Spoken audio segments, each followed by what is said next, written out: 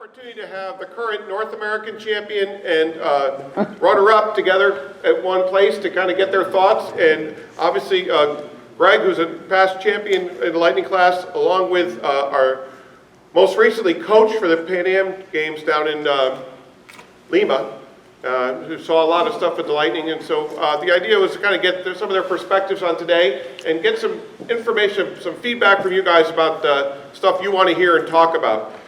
So one of the things, obviously you guys know David Starck and Greg Fisher and Chet Proctor.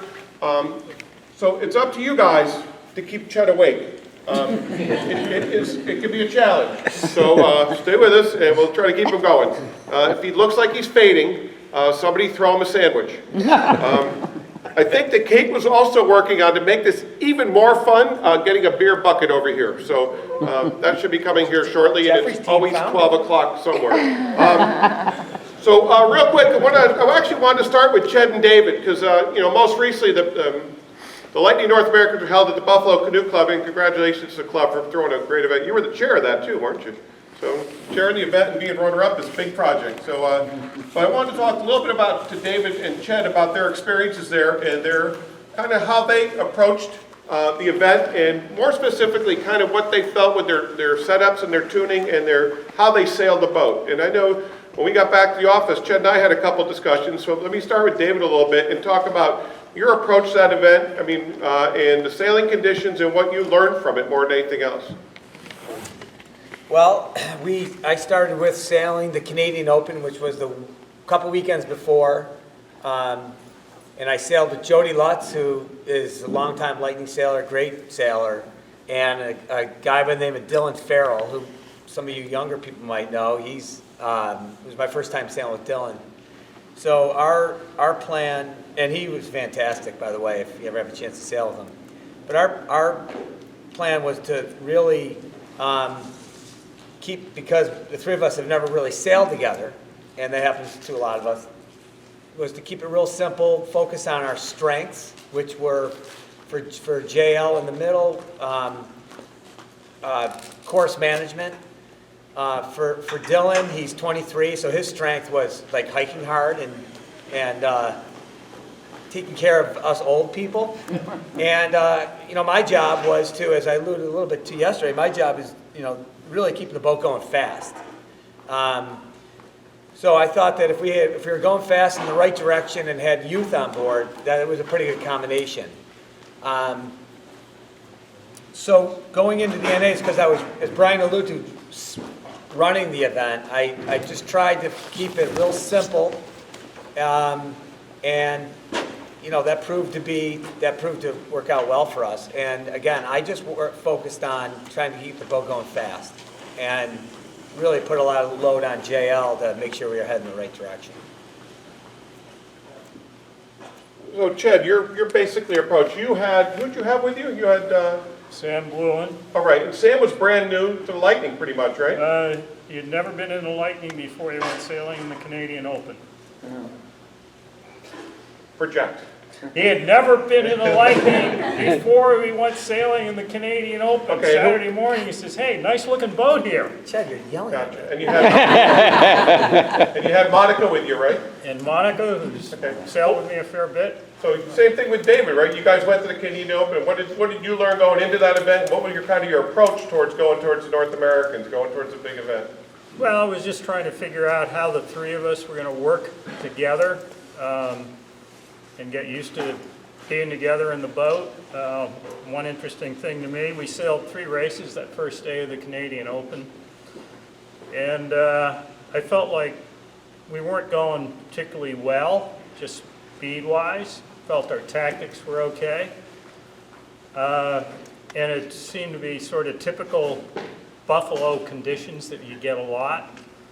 So realized that we had a problem, and it was kind of interesting because Monica and I came away and thought about it on our own, and we came back and realized that we came to the same conclusion. Basically that in the slightly underpowered, sloppy conditions, we just weren't trimming the sails hard enough. Always trying to say, need to go faster, so ease a little bit. And it just didn't seem to be working. So we both came to the conclusion, she was on her own, she wasn't trimming the jib hard enough, and I wasn't pulling hard enough on the main and just suffering through it. And we made that change, and it seemed to make all the difference, where we went from maybe enough speed to just sort of hold a position to we were able to actually gain. But other than that, I don't know, I always try to approach every regatta as just another regatta, you know, do a lot, and it's fun, and if you keep coming back and keep working at it, eventually things fall into place, and odds are you're going to win one once in a while if you can get to near the top level.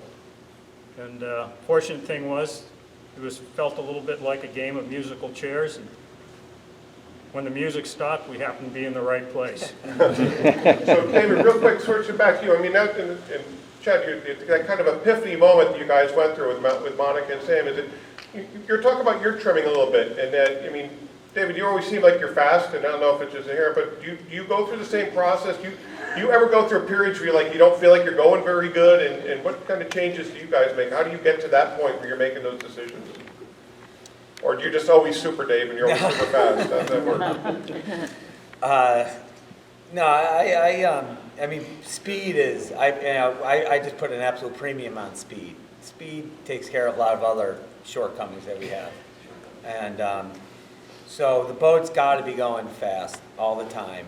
And all of us are going fast much of the time, everybody in this room. But it's that sort of 15 to 20% of the time that you're not on the pace that it's usually at the wrong time for all of us. And so I tend to focus on that 15 to 20% of the time of it's usually at a critical point in the race, which could be the start. It could be a mark rounding. I harp on going around, especially when it's windier, or really in any condition, I always harp on, let's just go around this course clean, okay? I don't want to do anything in a rush. I don't want any sloppy mark roundings. Let's not beat ourselves, which happens a lot to all of us.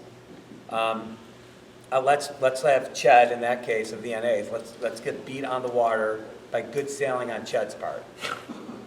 Let's not lose because it's a team effort. Yeah, well, let's. So I think that if we all spend a little bit of time making sure our X's and O's are flawless, and that's what I focus on. I just focus on the little details. People that sail with me know that the 20% stuff, the X's and O's, I'm kind of hard on. The 80% of the stuff is takes care of itself. That's actually, that's a lot of the things that we talk about at different clinics, is that accidentally, everybody in this room has been the fastest boat on the race course at one point. Even if you don't know what you're doing sometimes, you're like, holy crap, we're the fastest boat on the race course. But being able to repeat that. I think one of the things that these guys do so much better is that accidental stuff doesn't happen all the time. The accident stuff, they're doing it 70% of the time, and then they're always hunting, like you said, for that last 20-25% to make sure you're at top speed. So real quick, talk a little bit about trim stuff, but Greg, you were down at the Pan Ams, and one of the things you were mentioning to me earlier today was that being off a boat at a major regatta is almost pretty eye-opening, and watching different people set up for different trim styles. I wonder if you could kind of talk a little bit about what you learned down there as far as watching all these world-class sailors set the boats up and how they sailed them. Yeah, well, I was really lucky, and I had a super time. I got to go. Where is Kate in here? Mm-hmm. Oh, it's leaking underneath the. Oh, big time. Yeah. So sorry. I didn't mean to interrupt. I don't want to flood. Having a flood.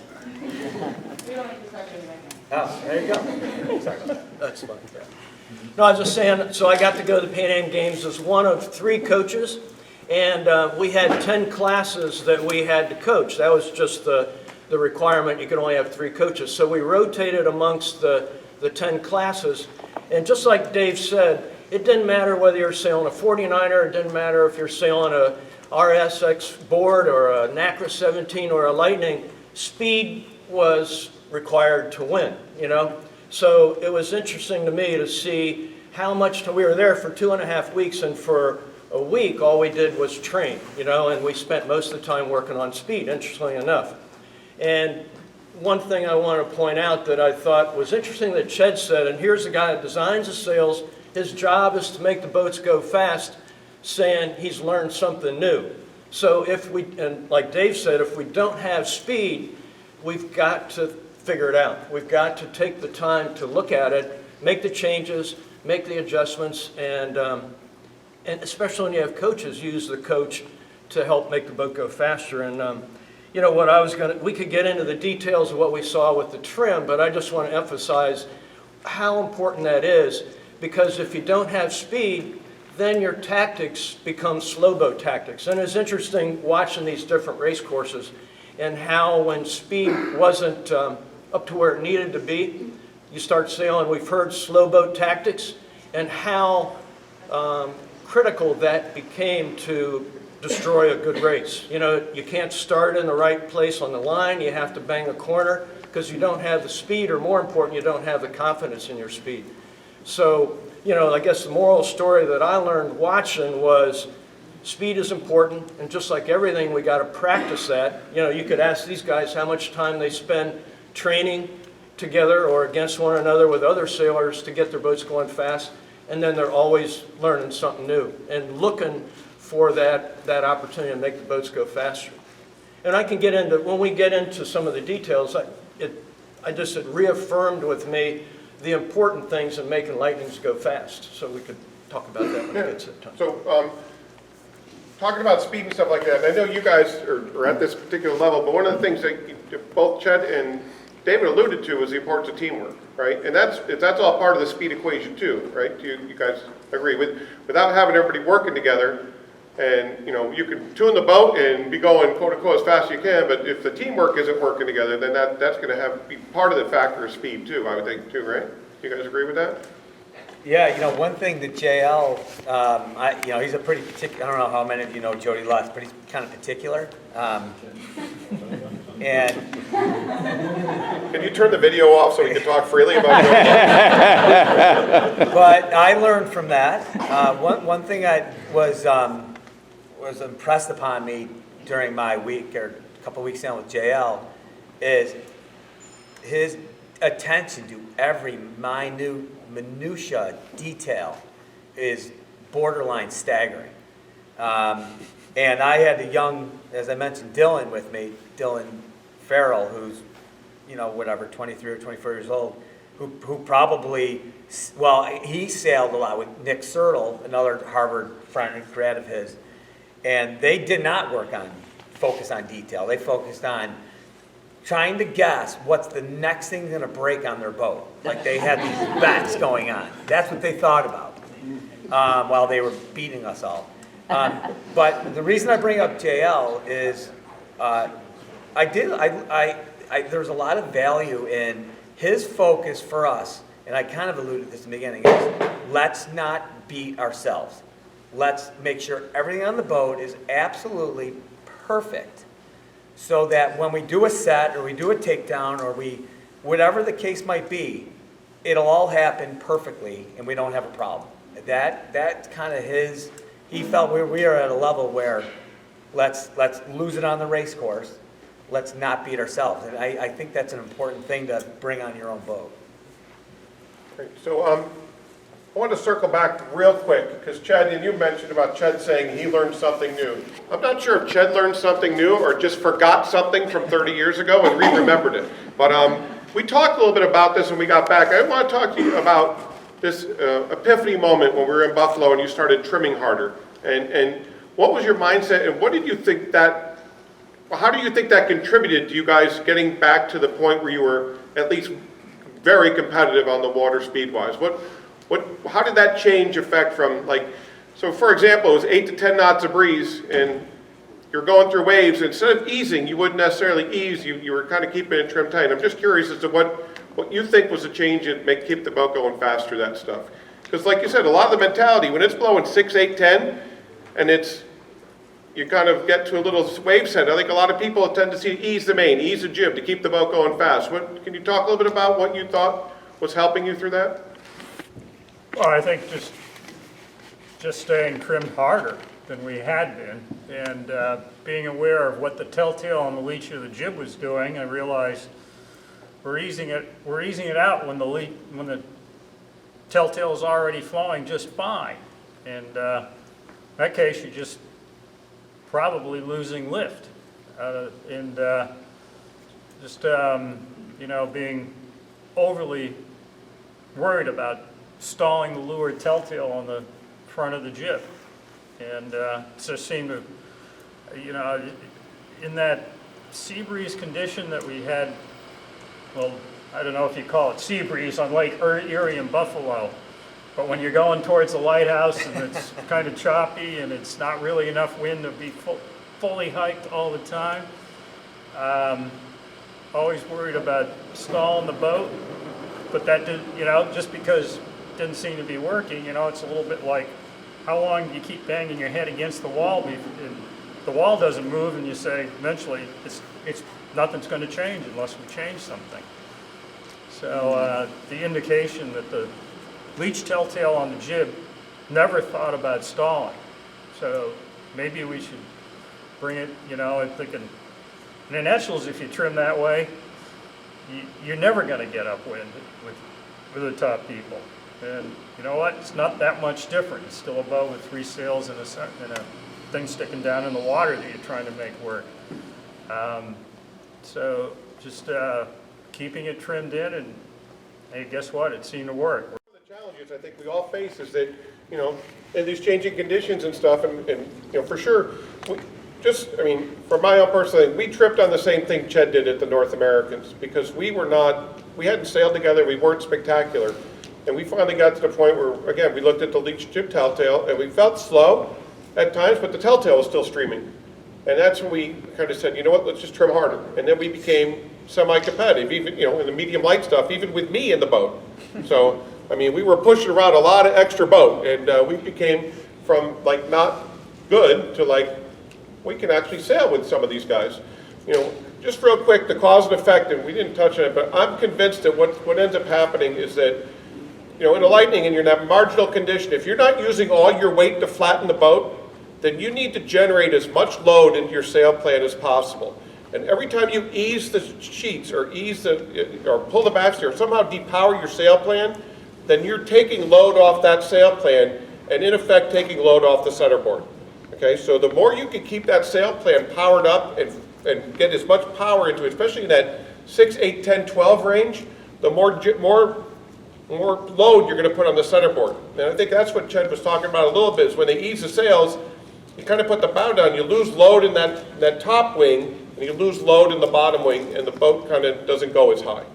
And that's what we found is when we started trimming harder in those Buffalo conditions, we kept load in the centerboard. And one thing we worked really hard on, 7, 8, 9, 10 knots of breeze, is don't ever let the jib bubble. And by that I meant if we didn't have weight on the rail, we always made sure that the sail plan was fully loaded up. We never let the jib luff, because once the jib luff, it would depower the boat, right? So we would have all the weight on the rail, we would never have the jib bubble. You know, I've sailed with Greg in the past, and we'd sail upwind in 20 knots of breeze, and the jib would bubble, and that's fine. But in that condition, we're always making sure the boat's loaded up. Do you guys kind of agree with that general philosophy? No matter what sails you're using, right? So, well, that's not true. Good sails. Anyway, so you wanted to circle back on some trim stuff? Is that, did I mishear you? Sure. Well, and I guess just to follow up on what Kip said that I think is really important is recognizing when you're not at speed, and then not being ashamed to make changes is really important. And the only way you're going to be able to recognize if you're not at speed is to almost have somebody assigned to that job in the boat to kind of watch your speed and your height relative to other boats. Because if the driver's focusing on making the boat go fast and the jib trimmer's maybe watching the compass and making sure the jib's right and all that stuff, somebody kind of needs to be watching and saying, we're going higher and we're going faster, which is what you love to hear, and not we're going lower and we're going slower. But constantly communicating that will allow the gears to change and make those adjustments to learn. We got to put the bow down and trim a little harder. But I just was telling Brian when I got to watch this small but really hot bunch of lightnings at the Pan Am Games it was interesting how some of the basics really became obvious, you know, and when boats weren't set up to the basics, how that was unfortunately obvious as well. And the first thing that was plain and clear that we all have seen, but just to emphasize, is that the mast bend is set up, the lower mast bend is set up, that there's overbend wrinkles in the bottom of the main. I know this is basic 101 stuff, but the boats that had overbend wrinkles showing that the blocks were right and the lower shrouds were right, halfway back, you know, from the mast, halfway back to like the back of the windows, all the speedy boats had that. Just making sure that the mast is set up right. The Cunninghams were tight enough that there were only wrinkles, we're talking in like normal 8 to 12 mile an hour breeze. Cunninghams were tight enough that there was only wrinkle on the bottom quarter of the main, and the luff of the main was smooth up top. When the Cunningham was a little bit loose, the draft or the deepest part would roll back in the main, and then you couldn't trim the sheet as hard because the leech was tight, so it forced you to ease the sheet. Main goes out, the boat won't point as high. So it's interesting how those two things, mast bend, Cunningham, were together. Ched talked about the jib. You never saw the telltale stall much on the top boats, and I was like watching Conti and B-Card, so it was really kind of cool to see that. But they didn't ease them out a whole bunch, like Ched's saying as well. They were rarely, even when it got light, out to the end of the spreader, which I thought was interesting. And then finally, when it was breezy, how important it was to have twist in the main, you know? Not so the top of the main was luffing, but just that the sheet was eased enough that the upper part of the sail was a little open. And you could tell when you watched the guys driving upwind that the tiller was right down the center, telling you that the helm was neutral. You know, and the boats that weren't going all that speedy, you could see they kept jerking on the helm to keep the boat going straight. Obviously, they're all flat. We all know that that's important, but the details of making the boat forgiving to steer by having this twist was real important. You know what I mean by that? You know, obviously they're playing the main all the time. I mean, all the time. But generally, there was a lot of twists, so the boat was really forgiving to steer. And Travelers were down halfway, but then they were playing. That was like their rough tune. It's just reaffirming what we all know, but the Travelers down halfway, constantly playing the sheet. They rarely have the main trimmed in where the top batten was hooked, you know, unless they're in a real super flat spot. So how, was it down in Peru, was it pretty lumpy, or was it kind of flat water, or what would you, you're talking about 12 knots, so everybody's on the rail, 8 to 12, all teams are on the rail. It got windy a couple times. It was interesting what they did that was cool is they would switch courses. So much of the time the Lightnings and Snipes are on the far out course where it's pretty lumpy, and then they'd move them inside where it's really flat, so it kind of forced you to change gears a little bit. But it was quite clear that, you know, the boat, it was shifty when it was inside a little bit, and the boat had to be very forgiving to steer. And when I say that, meaning that the helm was neutral, you know. I couldn't get as close as I'd love to get. Every time I would get close, Conti's coach would come right in front and stand there like this, like, okay, I get the picture, you know. Or no, actually, I didn't get the picture. But it was interesting to see, you know, how they were trimming, and the basics we know, but the boats that didn't have the speed, the sails looked really pretty, you know, no overbend wrinkles down low, and maybe they were trimming harder, maybe they're going a little higher, but I think talking about what these guys were saying, you could tell they weren't loaded up and they weren't going through the water forward. That's a real thing, is that, you know, you talk about speed, right, and speed generates point. Right? The faster we can get the boat going through the water, the more lift you're going to get off centerboard, no matter whether it's, you know, a foil or whatever. The faster you go, then you create more lift. But you mentioned real quick earlier, Greg, about the Travelers being down. And I'm just wondering, obviously, there's a range not only in how people sail the boats, but different weights and stuff. So when you start talking about the Traveler being quarter way down, like Tommy Allen and myself, like, we don't ever put the Traveler down that far. And so I just want to put a little bit in context and say, you know, different ways to be. I mean, obviously when you're at the Pan Am Games, their team's very similar to a certain extent, weight and stuff like that, but, you know, when Tommy and I are sailing in 18, 20 knots of breeze, Travelers are pretty far up, and we sail with a fair bit more twist. So just a little, you know, maybe you want to touch a little bit on that. Maybe David talk a little bit about the differences of of setups and stuff, or? I also think that Kip made a good point on, and I kind of talked about that a little bit in terms of, having your basic setup, and we're making just small changes. I mentioned yesterday at the clinic that at the Europeans, the Worlds, and the NAs, we put that all together. I maybe moved the block once, only ever moved the block once or twice, and then adjusted the lowers, in the range of from 8 to sort of 15 or 16 knots. So I didn't make a big adjustments there. It was all very small adjustments.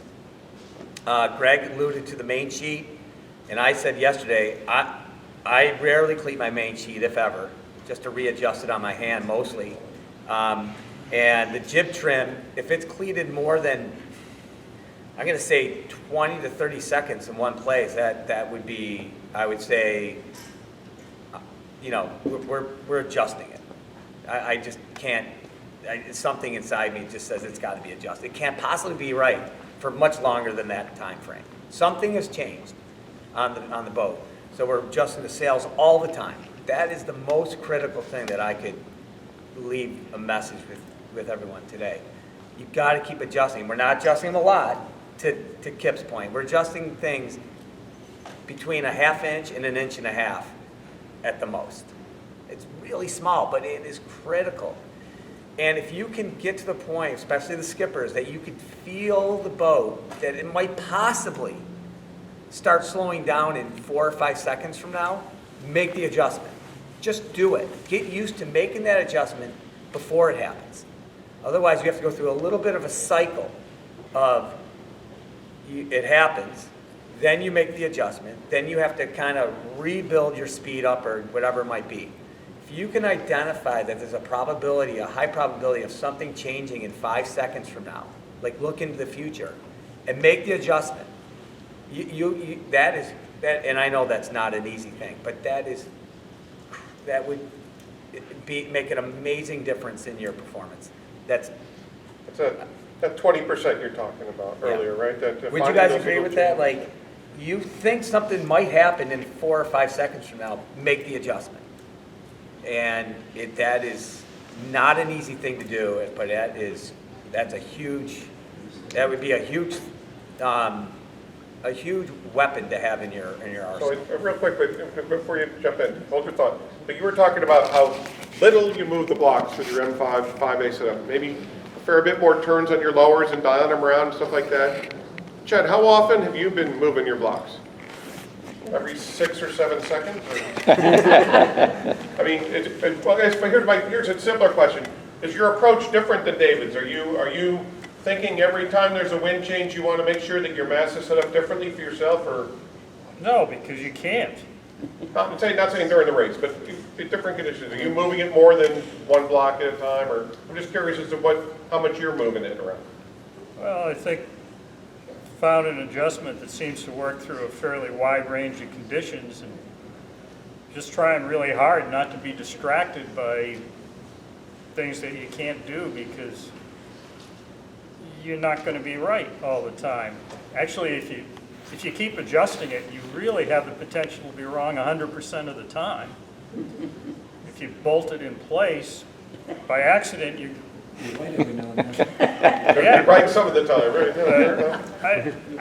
there's so much to how hard you pull in the sails, where you put the weight, when and where you move the weight, and how you wiggle the tiller. And those things can get lost.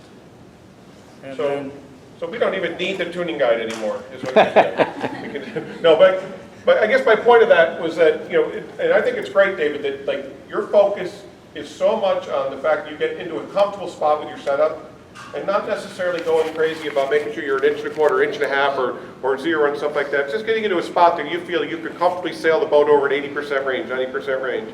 And then, making some turns on the lowers and doing that. I think that that's a really good thing for people to, if all else fails, find something you're kind of comfortable with 80% of the time, and then lock it in and work on the other stuff, and then kind of tweak around. I mentioned in the clinic yesterday, and I got in the boat to show you. I put the tiller on my leg, on my hiking tiller, And I can feel if I'm moving it around too much, you can feel, you know, you're not just up in the sky, you're not up in the air holding your tiller. You have it rubbing against your leg. And I know it's just one of those things that over time, I pay attention to. And helps, you know, Chad just talked about a wiggly tiller, you know, steady. On the rig tune, it's not nothing. Like if we're sailing around 10 knots and then it's blowing 20, you have got to make a rig tune change. I mean, the lowers have got to be tighter.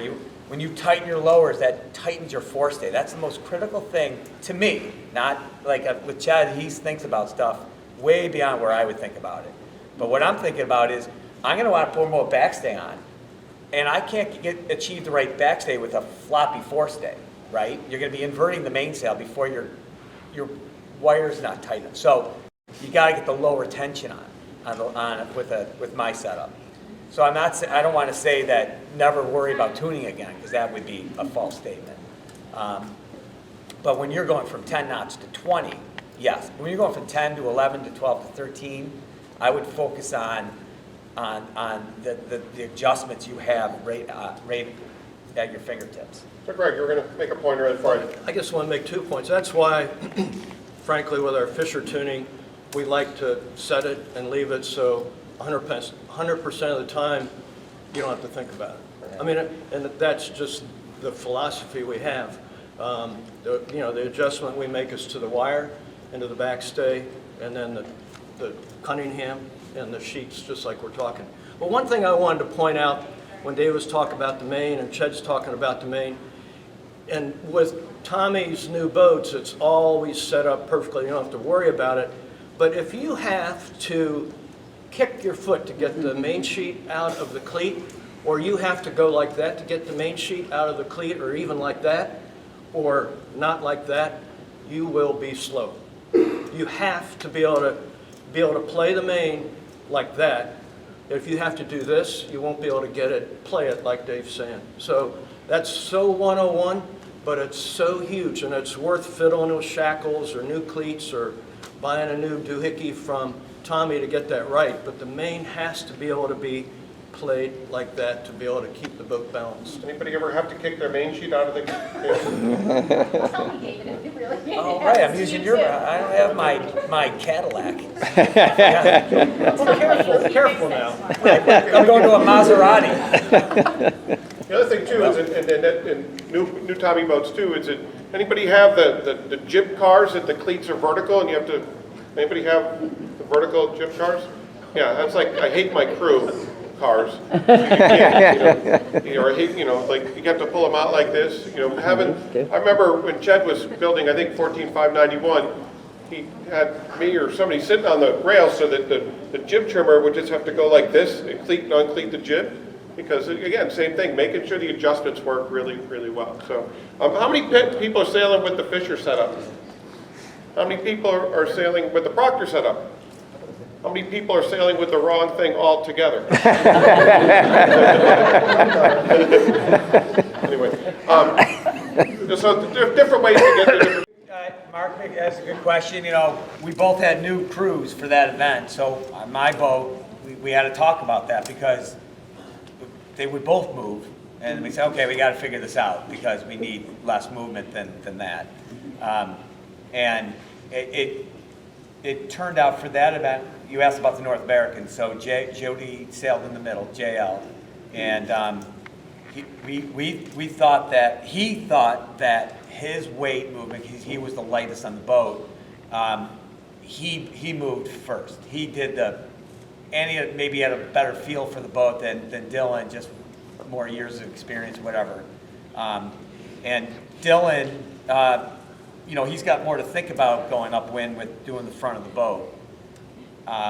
So at that event, I had the middle guy moving, and if I had to make a big course change adjustment, by say more than 5 degrees, I would use his weight. Like if I needed to head up a little bit, I'd have and wanted to heel the boat a little bit to do that, I would do that with weight, and same with bearing off a little bit. I try to always do any movement with with weight and sails and not the helm. It's rare that I'll use the helm to make a, unless it's a massive course change, of course, use the weight to do that. So how do you get your team to do that? I mean, you could be leaning out, you could be leaning in. How do you get your team moving in that same fashion so you do bear off with a little bear off? I'm going to explain. I think one of the big advantages you mentioned, Jody Lutz is a North American champion skipper and a top level skipper in the class. And, I think having someone who sails the boat and drives the boat and is aware of what the boat feels like, doing the weight is a big, big, big advantage. I'm not saying I'm at the level of a Jody Lutz or David Starck or stuff, but having me in the middle, I know what the boat feels like crap. And for me, I could just move a pinky and change how much the boat. But having that awareness of what the boat feels like, what it feels like crap. So I would suggest that's where communication, I think, comes in. The skipper has to say, it feels like crap, feels like crap. Something needs to change. And then that's the thing. The other thing I think that, and Bill Cabral brought it up when I crewed for him one time, he said I was relentless. And that means I just never stopped. For all 40, 45 minutes of the race, you can't miss anything. And so being in the middle of the boat, every angle of heel, we're pushing a box through the water. So if you miss it 1 or 2 waves, you talk about 6 feet or 4 feet or 9 feet, and then you can't cross that boat on port. And so all these things make a big, over a 50-minute race, over 3 miles, they start making a big difference. So I think that in your case, having Jody on the boat, having driven the boat and knows what the boat feels like, it helps. It has to help a lot. And I think that that's an advantage to think. Now, how do you translate that? Someone learning the boat? I think communication. I mean, yeah, it's you talking to your crew. I sail with my girls a fair amount now, my little girls, and I'll just say to them, you need to slide in. They don't need to know why at this stage. They just need to know that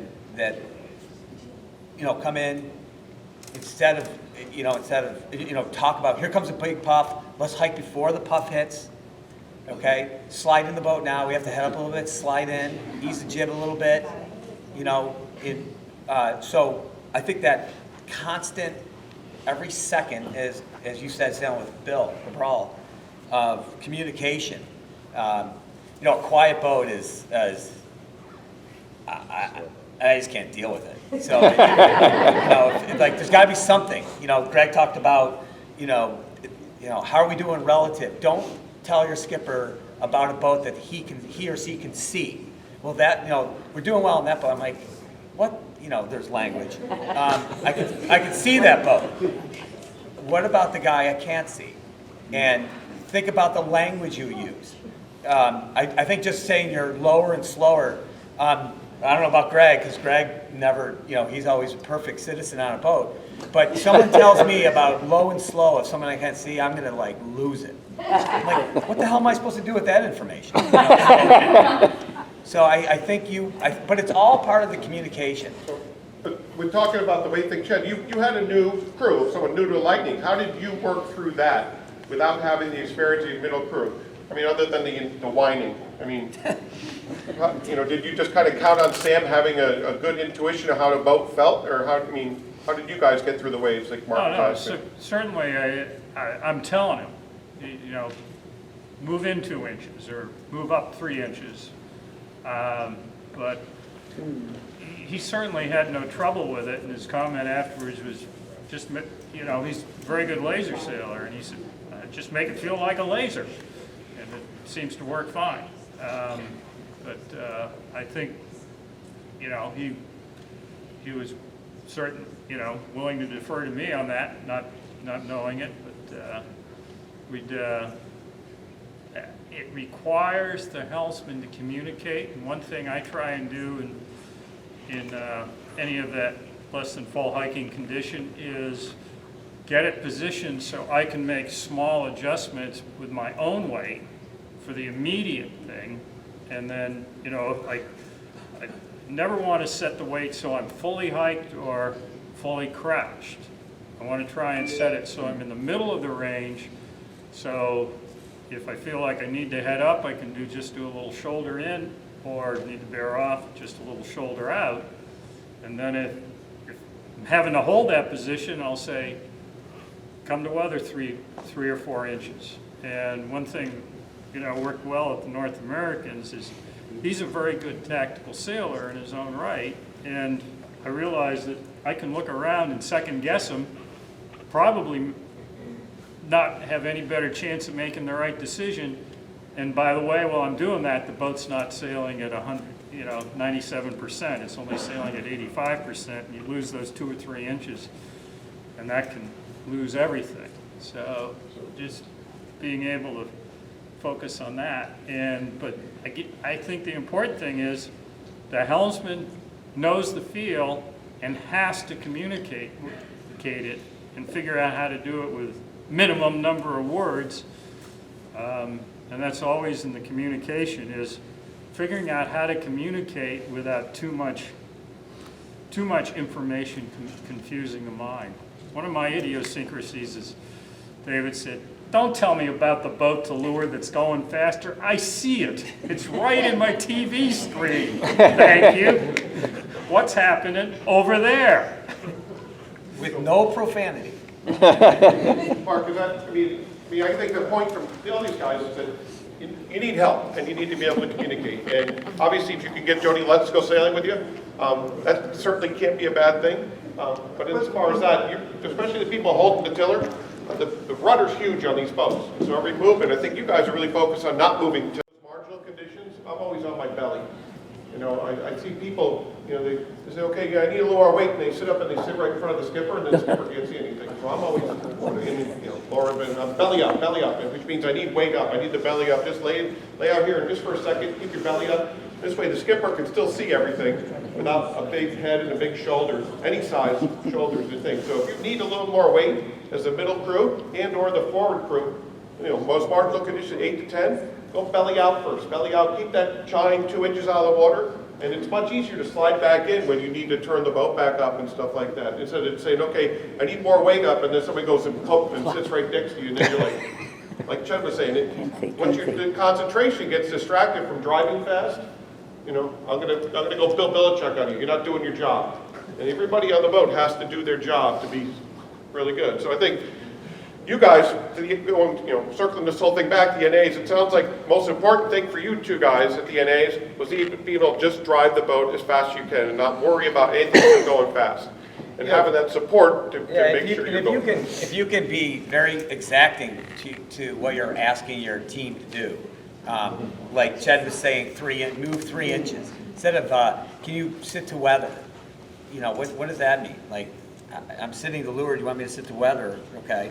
But if you say, just move a couple inches, move 2 inches, perfect. That exact information, your team loves to hear, just tell me exactly what you want me to do kind of thing. Not just move to weather where it's a little more ambiguous. Like, what?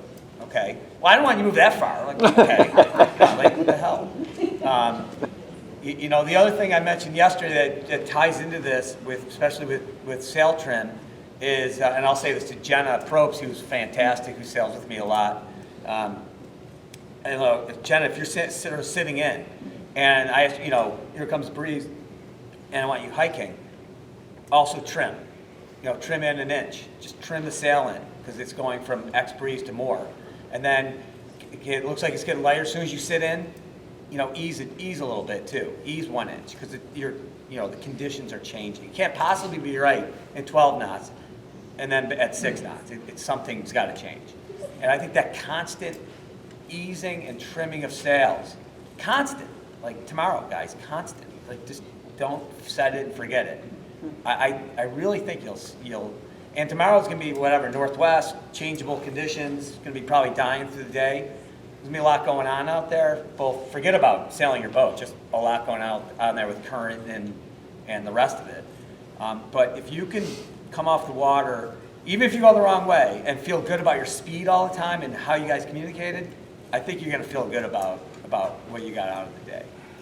Real quick, any quick questions here before we go? So the other thing that's really we've started talking about, and I want to get Greg in because obviously he's a top-tier coach, but we keep circling around this communication thing and talking on the boat and stuff and being more specific, more precise.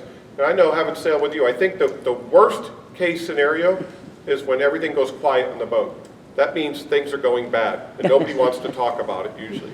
Well, can you talk a little bit more about like the importance of what you're expecting to hear and encouraging your team to talk? I mean, that's one of the biggest things I've found sailing with different teams, is just getting people to talk. So, I mean, your thoughts on that?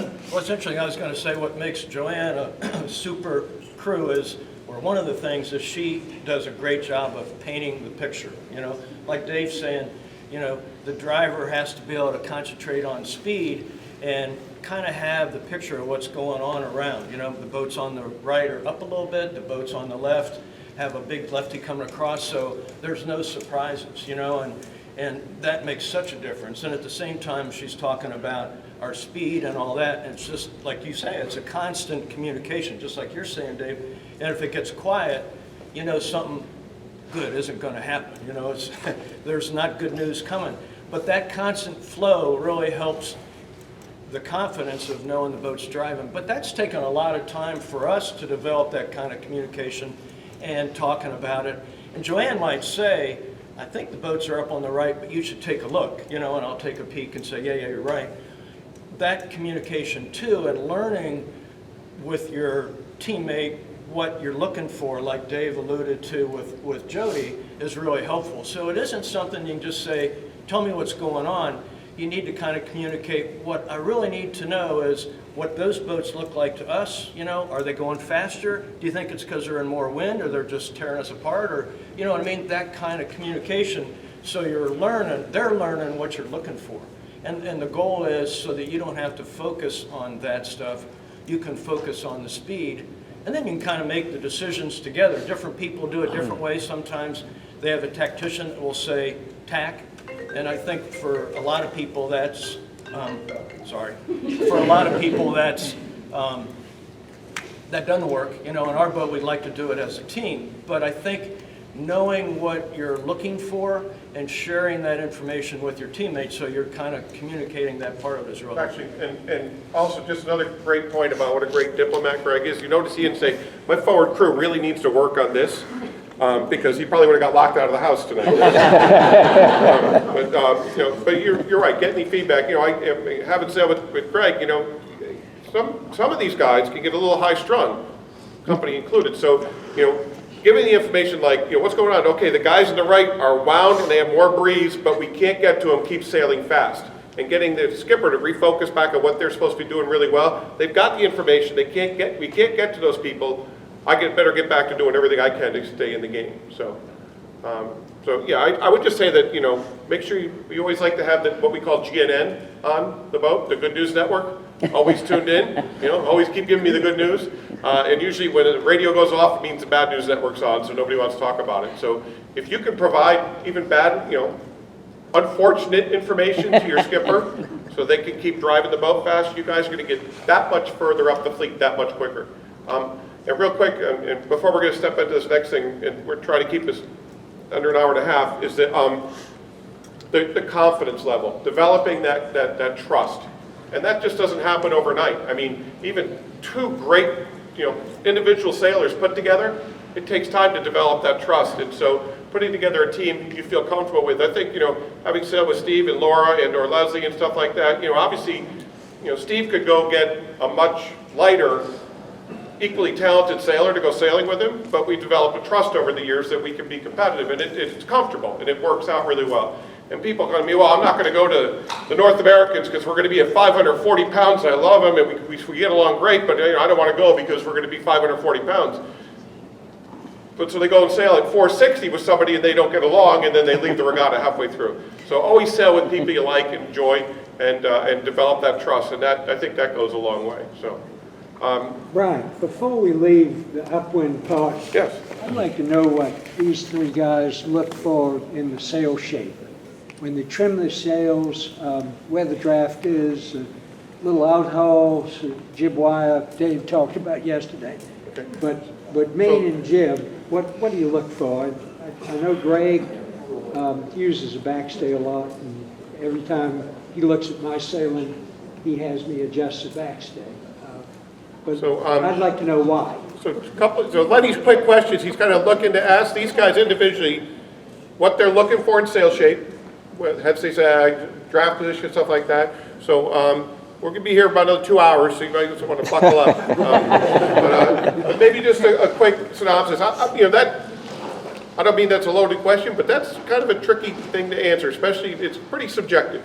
So maybe just a couple, 2 or 3 things you look for in specific additions that you want to make sure are right. I know you mentioned before about seeing the Cunningham and the overbend wrinkles, stuff like that, but maybe start with Sleepy and move towards. Jeff, why don't you, maybe a couple, 3 or 4 quick things you're looking for when you say, you know what, that is aesthetically pleasing to me and I want to make sure it looks like that.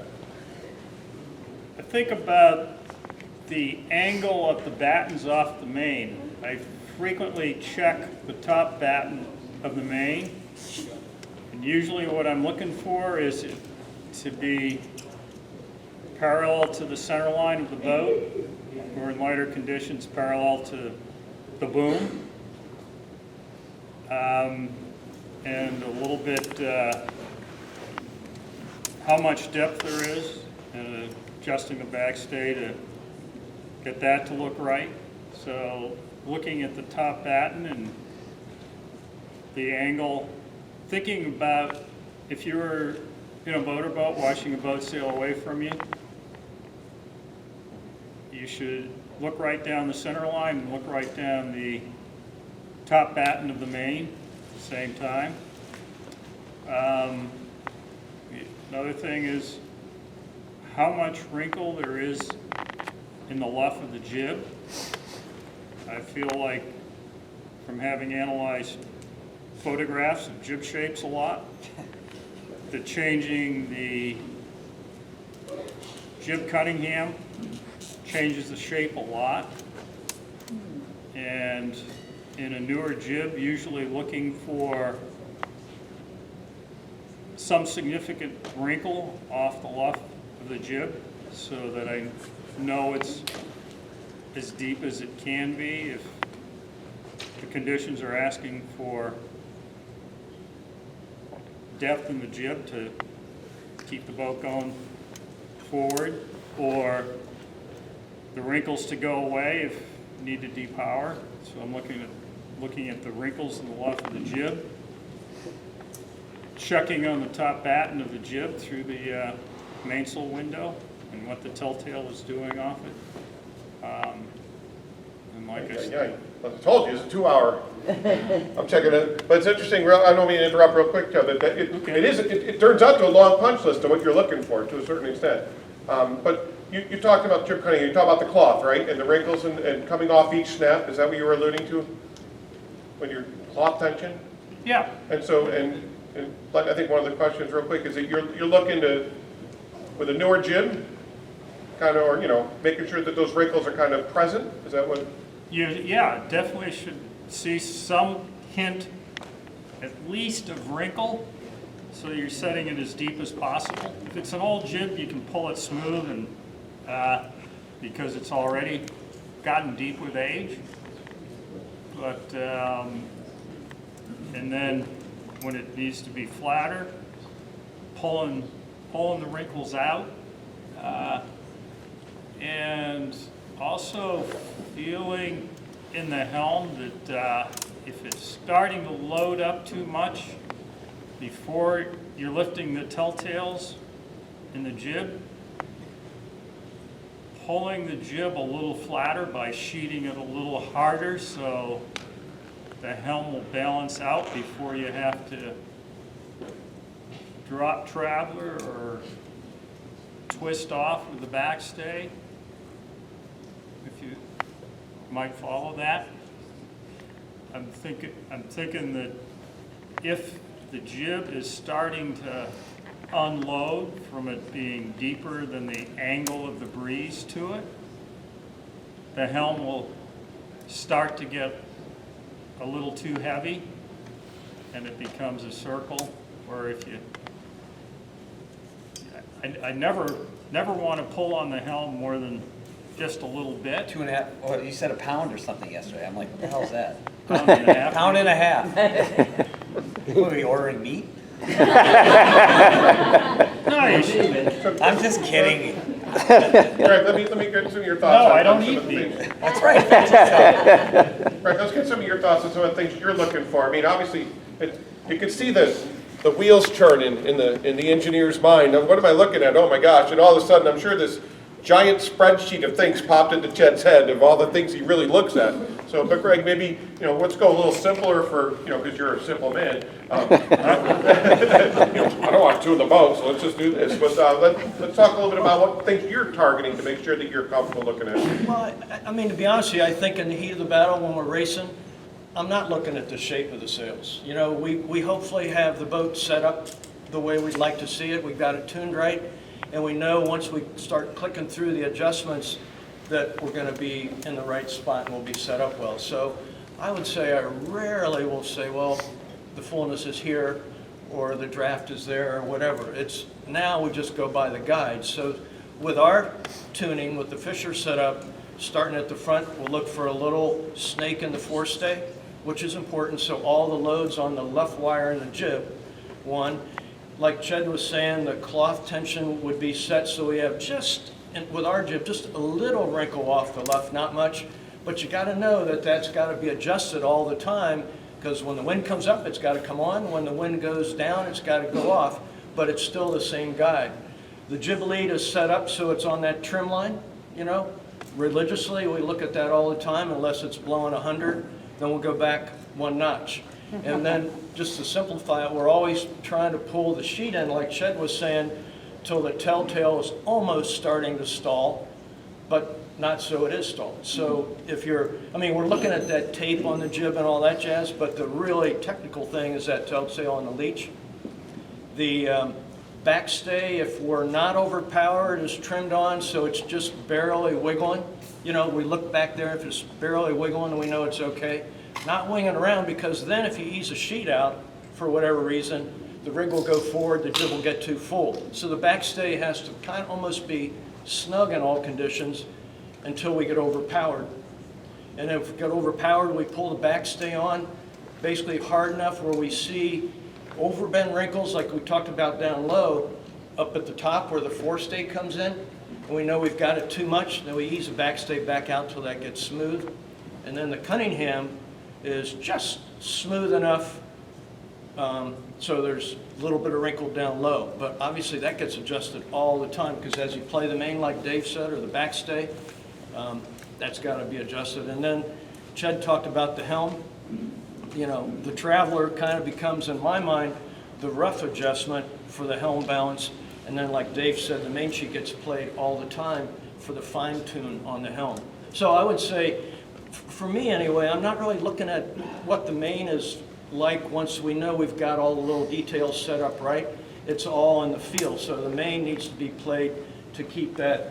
It is interesting that the idea to talk about poundage of pull. If you think about it, a pound or so isn't a whole lot. So that tells you that helm needs to be really light. So if you are fighting the helm, you just know something ain't right, and you got to kind of adjust, right? Is that I say don't fight the helm. right? Yeah. Right. So that's why you got to make the adjustment quickly to make that tuning adjustment. You guys, that's obviously clear. You guys are totally focused on the same thing, looking at the sails. Thank you. Circle back with Lenny so we can shut the door on that one.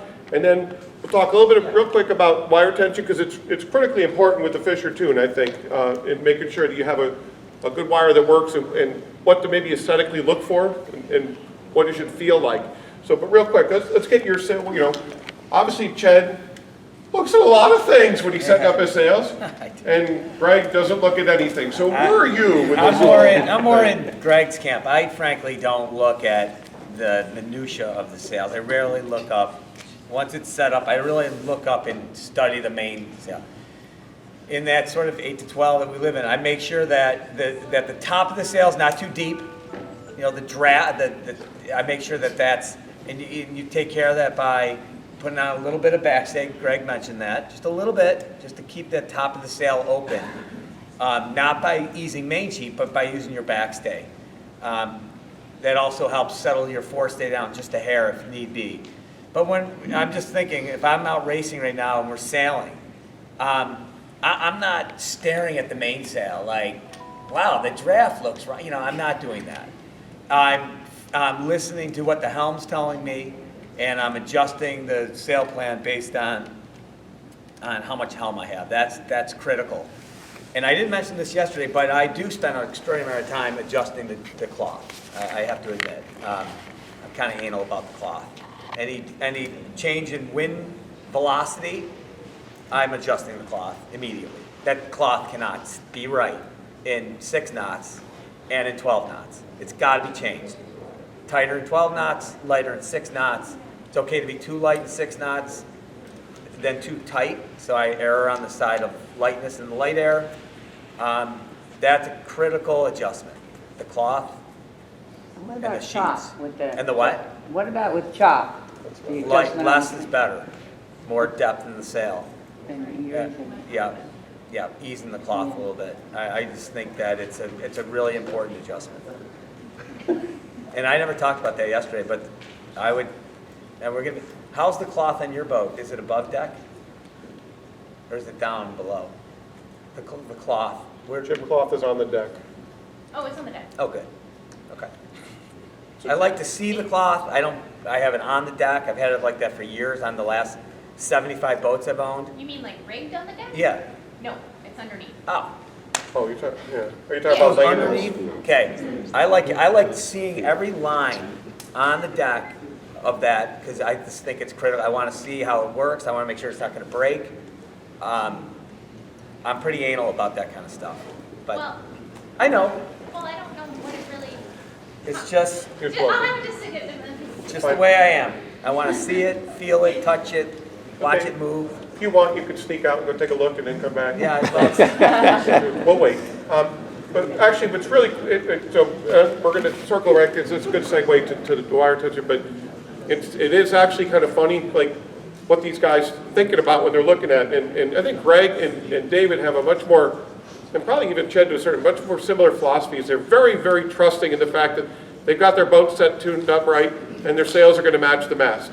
And certainly when you put up a new main or a new jib, you're looking at them a whole lot more anally than you will 2 regattas into it, because now you say, okay, that, you know, if David gets a jib that's not right, I'm gonna get a phone call. You know what? Something's not quite right with this fire, whatever. And so, that's not atypical to a lot of folks, you know. So, but I think trusting the tuning, trusting that your mast is right, and kind of getting that out of your head. You know, when we go and give these clinics, I can always find the engineers, right? They're the ones who want to listen to Ched. They're the ones who are like, so let me get this straight. You put a quarter more turn on the second race, and you know, like, yeah, okay, you know, and they go and they love that stuff, you know, and they put trim stripes on their mains, they put trim stripes on their jibs, and all this stuff, and because you know, and then David's like, well, I kind of pull the sail in, and if it feels crappy, I'll let it out a little bit and stuff like that. So at some point, you got to trust that you've got. Like Kipper was mentioned earlier, the base is set up right, the tuning's set up right, confident. If you're not, grab one of these guys and make sure, hey, listen, take a look. What do you think? Where does my ass look right? You know, make sure you're comfortable before you leave the dock. And then some of the sail trim stuff and setup becomes, to a certain extent, after a time, naturally, right? It's just getting it right most of the time. So, but Matt, I wanted to circle back to you, and you wanted to talk a little bit, real quick, about jib wire tension before we talk a little bit about tomorrow's racing. And Greg, you know, with the Fisher stuff, we sail with the Fisher tuning now, and we want to talk a little bit about the critical part of how the wire affects what's going on with that setup. Well, some things I've learned in life is you've got to trust the people that really make things happen. So Joanne. Joanne, the wire is right there beside her. So Joanne, would you? Joe, you want to talk a little bit about how much you're adjusting the wire? Yeah, I laugh because I even joked when he asked me that question that I was like, Greg doesn't even know. Like, I hear him talk a lot, and he'll say, "This is what happens when." I'm like, Greg, that's not correct. That's not actually what's happening. But I mean, with the Fisher tuning anyway, we play the wire. The wire is an adjustment. It's in my hand. I play it nonstop. It's right there by me. So just depending on every little puff, every lull, anything that's coming, it's constantly being adjusted. But to go to Kip's point, they're little adjustments. It's not, I'm never pulling it on, you know, maybe at most an inch or two at a time, but it's not that, and that's on our fine tune. But We have a gross tune and a fine tune on the side, but it's just a little bit. So it is, but we constantly, we play that along with the, I think what David was saying about the jib trim, same deal. I mean, it's rarely, I try never to, I don't ever want to cleat the jib. It's, you know, you're constantly playing it along. So I usually have both of them in my hand and they're just depending on the. So, I mean, obviously, we're moving around a lot, Yeah. but what's triggering those changes? Like, I mean, obviously, he's starting to complain about something, probably.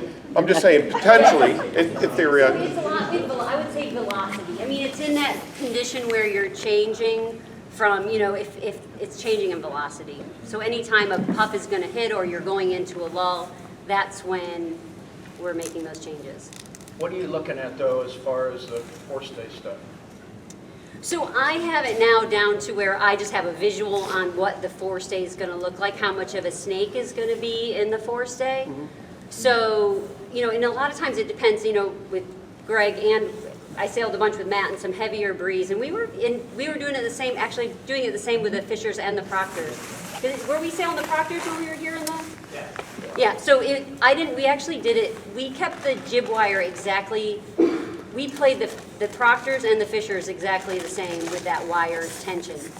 And such that we would have a little bit of we would see a little scallop in the forestay with the wire, and we kind of always wanted that to stay the same. So as the breeze came on, the forestay would straighten out, but as, you know, the breeze, you know, it would go back and forth, so then I'd have to pull a little bit more wire on to get that little bit of a snake in the forestay. I'm going to, because, you know, I've sailed with you guys, and so one thing with the Fisher stuff, that, you know, if something doesn't feel right, change the wire. That's been my philosophy. If something's not quite right, you don't feel like you're going, do something with the wire. That's usually my first step. Ease it, pull it on, do something. Second thing is, I think it's pretty important for everybody to understand is that the cause and effect of what's happening with the wire. Just pulling the wire isn't, you know, something happens. A lot of things happen. But as you pull the wire, the headstay gets closer to the center of the boat, right? And so what ends up happening is your jib is flattening, right? So you're lengthening the cords in the sail, so the sail's getting flatter. So if you want the sail fuller, you have to ease the wire and the cords get closer together. You're changing the angle of attack, the angle of entry. You're actually starting to affect the tip of the mast. So as you pull the wire on more, the tip of the mast is going to start coming forward. So there's a lot of different things that happen with changing the wire. And so just to say, and I think it's interesting with Joanne, you know, I don't think she could ever describe in Ched type terms of what's going on with the wire, but she knows if it feels like, you know, turn that thing off, if it feels like shit, she's going to make a change. And so she's always kind of, like you said, 2 hands on it, like 2 hands on the wheel. There's always making a change. So there's no, in my opinion, there's no way to set the wire. I do think that one thing it's critically important to people I've sailed with the Fisher stuff, and they're kind of getting an idea about, you know, their fleet racing or regional racing kind of thing, is make sure we have a gauge on the track so it's repeatable. And make sure it's extraordinarily, like, this way, if you have somebody who doesn't know how to sail and you're trying to get them excited about it, you could say, pull the 2. And anybody can pull the 2. Well, almost anybody can pull the 2. But this way it's repeatable, and it gives you as a skipper more confidence that, you know, boy, when it was at, you know, when we were at Augusta and it was like this and we pulled the 2, we were fast. Well, then you could pull the 2. So that part of it, the repetition part of it, but I think that the constant movement of the wire for us, using a thing, like whenever we felt something was going wrong, I mean, you came up with this system, but I mean, would you agree with that? Kind of do something with the wire? Just one thing technically that, like Brian said, the left sag and the jib and all that, but you mentioned the tip of the mast. If in heavy air you don't have the wire on tight enough, like Joanne was describing, the mast will bend more and the main will be too flat. So by pulling the jib wire tighter, it straightens up the top of the mast. You can put more backstay on, which will in turn make the jib left straighter, and it makes it easier to use the backstay to flatten the main out just the right amount. So that's why when it gets windy, it's the jib stuff that's a big deal, but it also makes a big difference at the top because the lower shrouds are tight, right? So when you pull the wire on, it kind of straightens the mast out. Then you can put more backstay on, and everything's more tighter and locked in. Yeah, so the cause and effect of this, right, real quick, is again, to understand the cause and effect is really important. If you don't, what ends up happening, when the wire goes straight and the forestay goes straight, it stops the hounds from moving back. And now instead of the mast bending at the deck, where you're pulling, when you start pulling on the main or pulling on the thing, if you have sag, what happens is the mast is rotating around the partners. Until that head stay goes straight, it's going to keep bending around the partners because there's nothing to stop it. Once you pull the forestay, and I remember sailing Miami with you, and it might have been with you, and we're going downwind, and it was blowing 25, and Laura's got her foot on the console. It was either Laura or Joanne, and she's pulling the jib wire as hard as she can, going downwind while the rig is all the way forward, so that when we turn the corner and trimmed it on, he could use the backstay. So again, the cause and effect, what happens is it basically doesn't change where it stops the mast, the hounds, from coming back anymore. And then when you pull the backstay, the top actually bends instead of bending around and causing those inversion wrinkles. Cost effect's really important.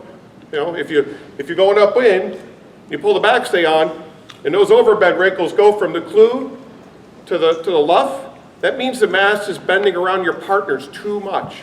Something's making it bend too much. So you either have to, with the M5 system, you got to move some blocks back, or ease your lowers, because you're bending the mast with the lowers, or with the Fisher stuff, you pull the wire. And I think Joanne mentioned earlier, if you get all boogered up, you start sailing up at wind in 6 knots of breeze with your M5 setup, and you're all set up for 6 knots of breeze, and you go downwind, it starts blowing 20, there's nothing wrong with pulling the wire on the 5A setup just to get it so the mast doesn't overbend. I mean, have you ever done that?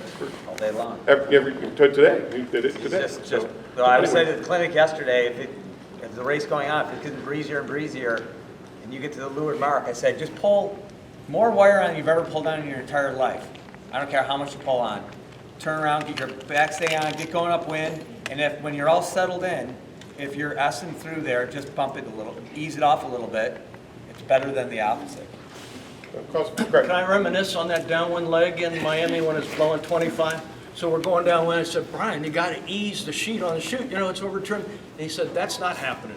The ratchet block underneath got blown out, so he had a hold of the sheet, and his hand was jammed up against the supports, and he was holding it like his hand's getting sucked through the little hole in it. And he said, it's perfect. You steered to it. Yes, I said, yes, boss. It's never been the amount of physical pain sailing with Frank, it's always the mental anguish.